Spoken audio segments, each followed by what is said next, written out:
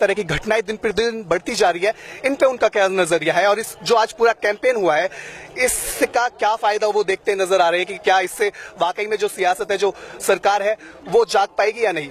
Imran sir, सबसे पहले आपके कैंपेन के बारे में जानना चाहेंगे कि जिस तरह से आज बहुत हजारों की तादाद में युवा आपके साथ जुड़े हैं, बहुत बड़ी तादाद में युवाओं ने आज ब्लड डोनेट किया है, तो इस पूरे कैंपेन के बारे में और जो आपका आज का प्रदर्शन है इसके बारे में बताएं। हाँ बिल्कुल, एक्चुअली देश में जो पिछले 2-2.5 साल से घटनाएं शुरू हुई हैं, अब तक 50 से ज्यादा मॉब लिंचिंग की घटनाएं हैं। भीड़ इकट्ठी होती है और किसी मासूम को पीट के मार देती।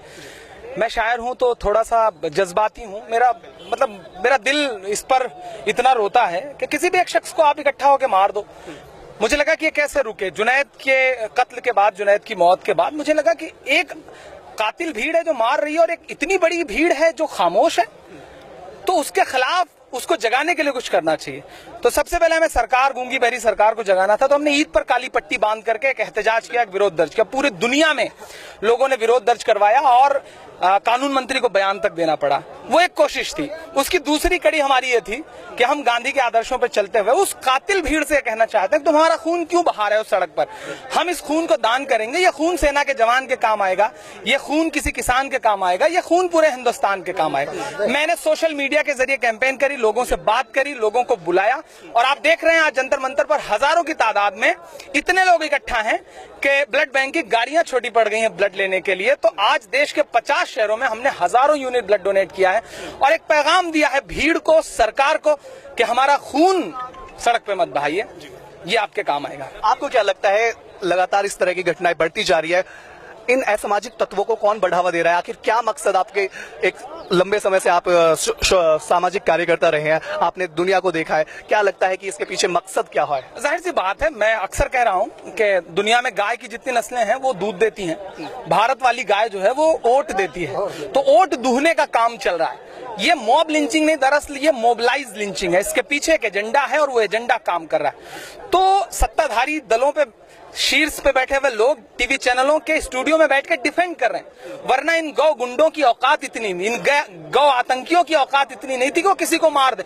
देश का प्रधानमंत्री रोते हुए अपील करे कि गाय के नाम पर लोगों का कत्ल मत करो और उसी दिन झारखंड में एक कत्ल हो जाए।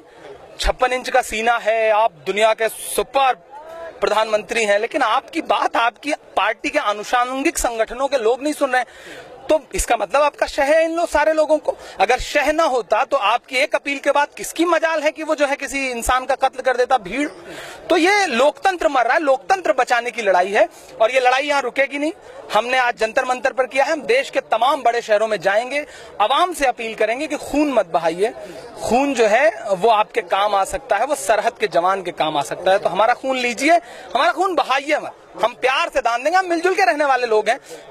इमरान सर, आप एक शायर हैं और आपने शायरी के थ्रू, अपनी पंक्तियों के थ्रू जो देश में व्यवस्था है इसके बारे में काफी बातें कही। तो हम चाहते हैं कि हमारे व्यूअर्स को आप कुछ ऐसी पंक्तियां सुनाई जो इस पूरी जो घटनाक्रम है इसको बिल्कुल नहीं, मैंने आज एक नज्म पढ़ी थी। वो नज्म आज के इस पूरे प्रोटेस्ट का निचोड़ थी।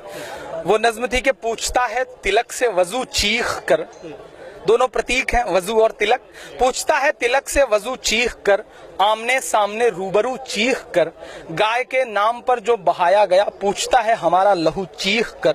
जब मेरा और तेरा एक ही रंग है, फिर बताओ भला किस लिए जंग है? ये जंग क्यों है? तुम क्यों किसी के राजनीतिक एजेंडे पे काम कर रहे हो? तुम लोगों का कत्ल कर रहे हो, वीडियो जारी कर रहे हो, फिर जेल जा रहे हो, हम मर रहे हैं और फायदा सरकार को हो रहा है, फायदा एक पार्टी को हो रहा है। आप मोहरे क्यों बन रहे हो? हमारे आपके पुरखे इसी मुल्क में रहते रहे, हमने मिलकर लड़ाइयां लड़ी हैं इस मुल्क की आजादी की।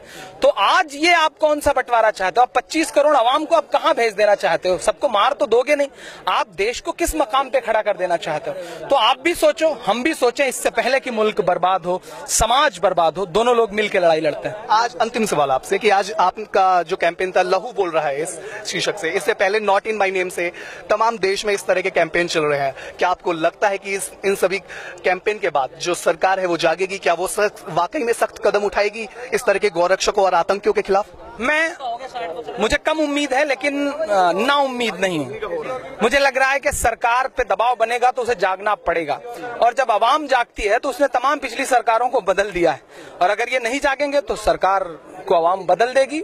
मैं आवाम की धड़कनों को समझता हूं और मैं आवाम के दिलो दिमाग में इस सब के प्रति एक गुस्सा देख रहा हूं। चंद मुट्ठी भर लोग हैं जो उत्पात मचा रहे हैं, आतंक मचा रहे हैं। हिंदुस्तान की आवाम बहुत अमन पसंद लोग हैं, वो सारे लोग इसके खिलाफ हैं। मैंने उनसे बातचीत करी है। आज के मंच पर जितने मुसलमान थे उससे बड़ी तादाद में हिंदू भाई इकट्ठे थे। ये बताता है कि मुल्क जो है वो क्या चाहता है। तस्वीरें गवाह हैं कि मुल्क क्या चाहता है, बोलने की क्या जरूरत। तो ये थे हमारे साथ इमरान प्रतापगढ़ी, जिनका साफ तौर पे यही कहना था कि जिस तरह से देश में इस तरह की घटनाएं बढ़ती जा रही है और सरकार बावजूद इसके कोई ठोस कदम नहीं उठा पा रही है, वो वाकई में सरकार के लिए, वो देश की जनता के लिए एक बुरा सबब है। वीडियो जर्नलिस्ट आशीष जासवाल के साथ मैं अंकित नागर, नेशनल दस्तक, दिल्ली।